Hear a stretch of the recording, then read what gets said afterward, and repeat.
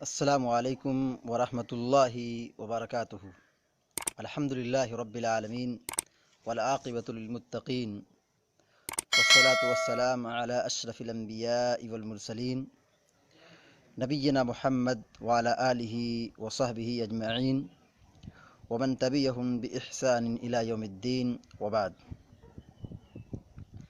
آج کے درس میں سیدنا عمر بن خطاب رضی اللہ تعالیٰ عنہ کی سیرت کے بعض گوشوں کو ذکر کیا جائے گا۔ ہم سب یہ جانتے ہیں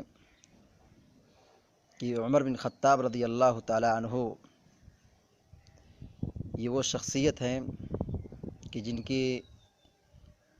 بارے میں اللہ کے نبی علیہ الصلوۃ والسلام نے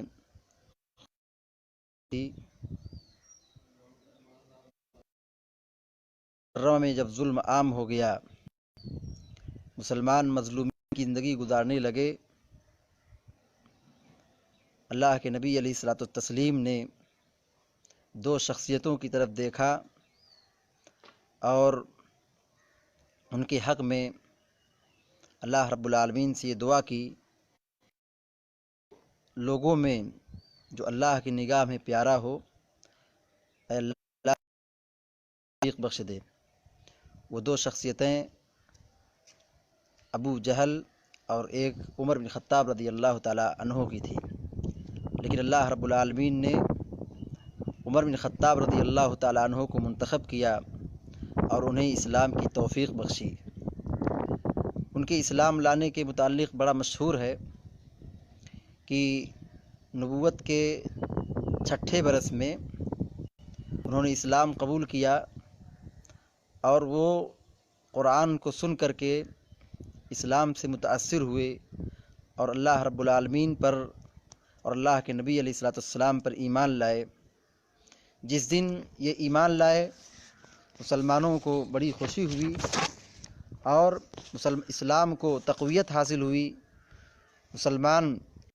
عزت کی زندگی گزارنے لگے۔ حضرت عبداللہ بن مسعود رضی اللہ تعالیٰ عنہ کہتے ہیں ما زلنا اعزة منذ اسلم عمر، جب حضرت عمر اسلام لائے تب سے ہم عزت والے ہو گئے۔ حضرت عمر بن خطاب رضی اللہ تعالیٰ عنہ کا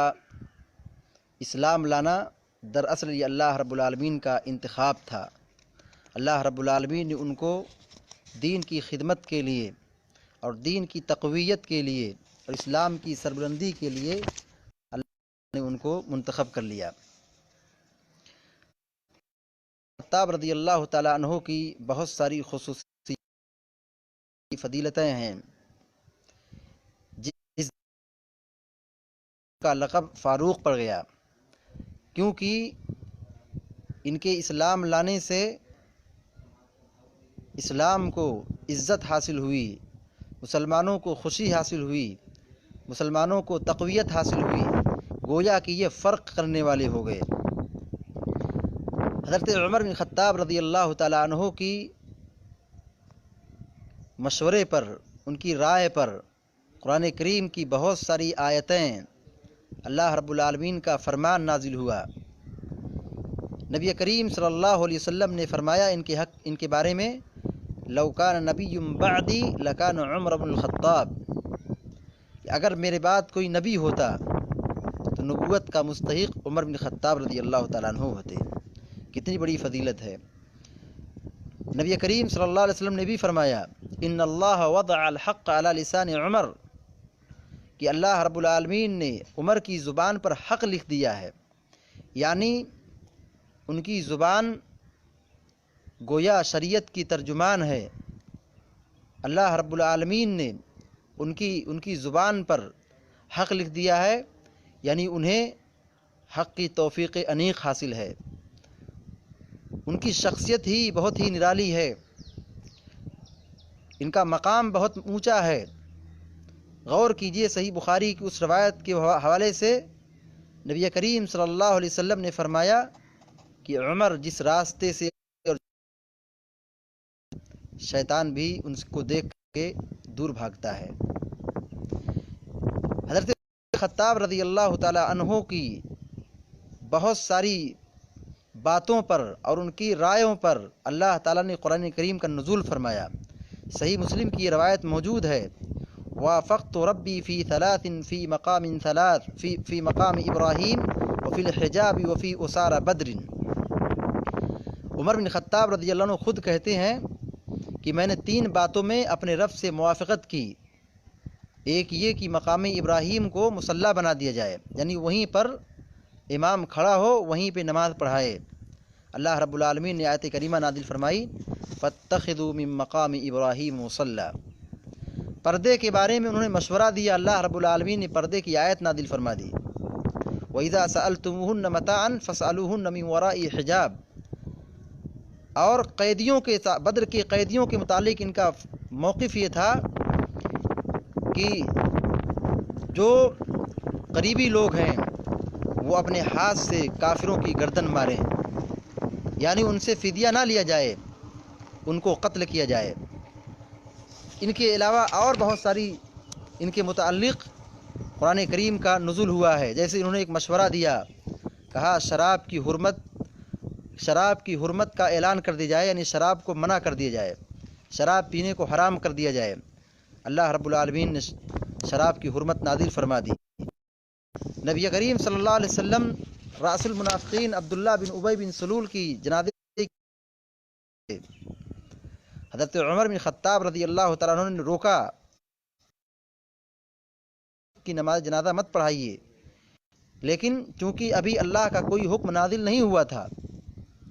اللہ کے نبی نے جنازے کی نماز پڑھا دی۔ بعد میں آیت کریمہ نازل ہوئی کہ اگر آپ 1 مرتبہ نہیں 70 مرتبہ استغفار کریں تو اللہ رب العالمین ان کی مغفرت کرنے والا نہیں ہے۔ لہذا عبداللہ بن ابی بن سلول کی جنازے کی نماز آپ نے پڑھائی، جبکہ عمر بن خطاب نے آپ کے دامن کو پکڑ لیا تھا، کھینچ لیا تھا اور آپ کو جنازے کی نماز پڑھنے سے روکا تھا۔ تو یہ حضرت عمر بن خطاب رضی اللہ تعالیٰ عنہ کی شخصیت ہے، اور یہ ان کا مقام اور ان کا مرتبہ ہے۔ اللہ کے نبی علیہ الصلوۃ والسلام نے ان کے بارے میں بہت ساری فضیلتیں اور بہت ساری خصوصیتیں ذکر فرمائی ہیں کہ حضرت عمر بن خطاب رضی اللہ تعالیٰ عنہ کے بارے میں آپ نے فرمایا کہ بینما انا نائم رأیت الناس یعرضون علی وعلیہم قمص منها ما يبلغ السدی ومنها ما يبلغ دون ذلك ومر عمر بن الخطاب وعليه قميص يجره قالوا فما اولت ذلك یا رسول اللہ قال الدین۔ صحیح مسلم کی روایت ہے کہ رسول اللہ صلی اللہ علیہ وسلم نے فرمایا کہ میں نیند کی حالت میں دیکھا کہ لوگ میرے سامنے لائے گئے اور وہ قمیص پہنے ہوئے ہیں، بعضوں کی چھاتی تک ہے، یعنی وہ قمیص، اور بعضوں کی اس کے نیچے، یعنی قمیص کے نیچے ہے، کمر تک ہے۔ حضرت عمر بن خطاب رضی اللہ عنہ دکھایا گیا تو حضرت عمر بن خطاب رضی اللہ عنہ کی تھی یعنی ان کی قمیص نیچے لٹک رہی تھی، جسے وہ زمین پر گھسیٹ رہے تھے۔ صحابہ اکرام نے اللہ کے نبی سے پوچھا کہ یہ کیا ہے، اس کی تعبیر کیا ہے؟ اللہ کے نبی علیہ الصلوۃ والسلام نے کہا اس کی تعبیر دین ہے، یعنی حضرت عمر بن خطاب رضی اللہ تعالیٰ عنہ دین میں بہت سخت تھے، دین پر عمل کرنے والے تھے، دین کا گہرا علم رکھنے والے تھے۔ حضرت عمر بن خطاب رضی اللہ تعالیٰ عنہ کی ایک خصوصیت یہ ہے کہ وہ بہت بہادر تھے، اللہ کی راہ میں ہجرت کیے تھے، اور جب وہ ہجرت کرنے کے لیے نکلے، مکہ سے نکلے تھے،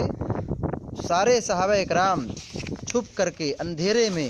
تاریکی میں نکلتے تھے، لیکن حضرت عمر بن خطاب رضی اللہ تعالیٰ عنہ نے اس وقت جب نکلے تو کہا تھا کہ میں ہجرت کے لیے نکل رہا ہوں، جس کو یتیم بننا ہے، اور یعنی جس کو اپنی بیوی کو بیوہ بنانا ہو اور اپنی ماں کی نگاہ میں اس کو یتیم بننا ہو، تو اسے چاہیے کہ وہ آ کر کے مجھ سے فلاں وادی میں ملاقات کرے۔ حضرت عمر بن خطاب رضی اللہ تعالیٰ عنہ کی وہ ایک خصوصیت یہ بھی حاصل ہے کہ اللہ کے نبی علیہ الصلوۃ والسلام نے ان کی بیٹی سے، حفصہ بنت عمر سے آپ نے شادی کی تھی، تو اس لحاظ سے حضرت عمر بن خطاب رضی اللہ تعالیٰ عنہ نبی کریم صلی اللہ علیہ وسلم کے رشتے میں سسر کی ہے۔ حضرت عمر بن خطاب رضی اللہ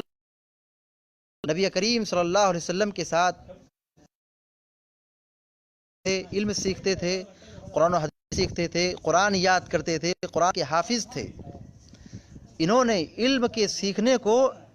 ایک بہت ہی نرالا انداز اختیار کیا۔ ان کے ایک پڑوسی ساتھی تھے، انہوں نے باری متعین کر لی تھی۔ ایک دن عمر بن خطاب علم سیکھنے کے لیے جاتے تھے نبی کریم صلی اللہ علیہ وسلم کے پاس، دوسرے دن ان کے پڑوسی جایا کرتے تھے۔ جس دن وہ نہیں جاتے تھے وہ اپنے پڑوسی سے دین سیکھتے تھے، اور جس دن وہ خود جاتے تھے شام کو آ کر کے ساری حدیثیں اور سارے مسائل اللہ کے نبی علیہ الصلوۃ والسلام کی باتوں کو اپنے پڑوسی بھائی کو سکھاتے تھے۔ دین کو سیکھنے میں انہوں نے ایک نرالا انوکھا انداز اختیار کیا تھا تاکہ اللہ کے نبی علیہ الصلوۃ والسلام کی بات چھوٹ نہ جائے، ہر باتیں اللہ کے نبی علیہ الصلوۃ والسلام کی سیکھ لیں۔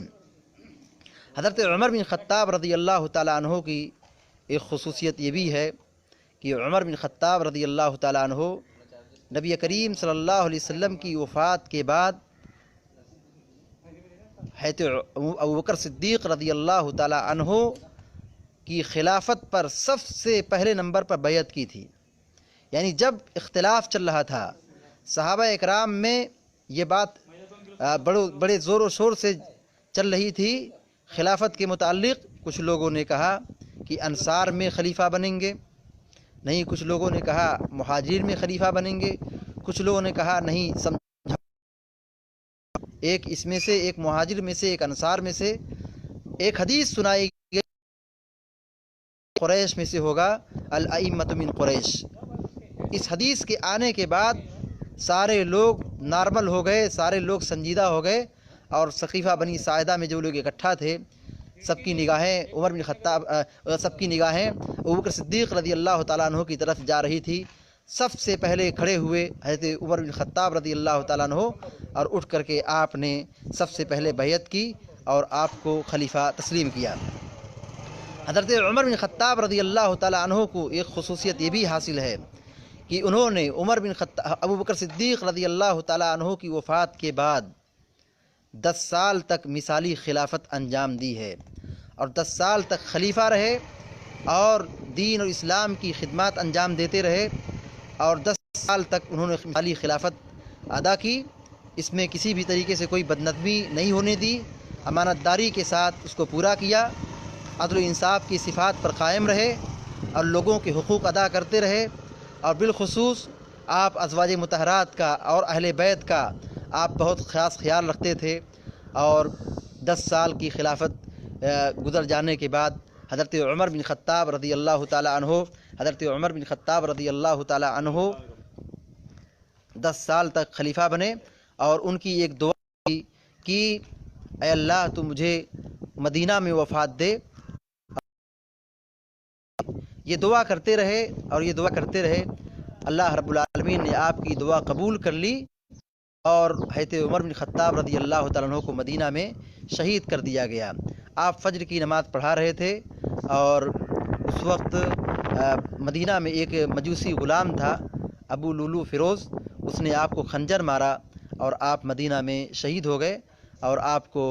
اللہ کے نبی علیہ الصلوۃ والسلام کے حجرے میں ابوبکر صدیق کے بازو میں اور حضرت اللہ کے نبی علیہ الصلوۃ والسلام کے قریب آپ کو وہیں پہ دفن کیا گیا۔ اللہ تعالیٰ سے ہم دعا کرتے ہیں کہ اللہ رب العالمین ہم سب کو اور سارے مسلمانوں کو صحابہ کرام کی سیرت سے جڑنے اور ان کی سیرت کو پڑھنے اور اس کے تقاضوں کو پورا کرنے کی توفیق عطا فرمائے، اور ہم سب کو صحابہ کرام کی سیرت کو پڑھ کر کے اپنی عملی زندگی میں صحابہ کرام کے طریقے کو اور ان کی زندگیوں کو اپنی زندگی میں نافذ کرنے کی ہم سب کو توفیق عطا فرمائے۔ آمین یا رب العالمین۔ اقول قولی ھذا واستغفر اللہ لی ولکم ولسائر المسلمین فاستغفروہ انہ الغفور الرحیم، وصلی اللہ علی نبینا محمد وعلی آلہ وصحبہ اجمعین۔ والسلام علیکم ورحمۃ اللہ وبرکاتہ۔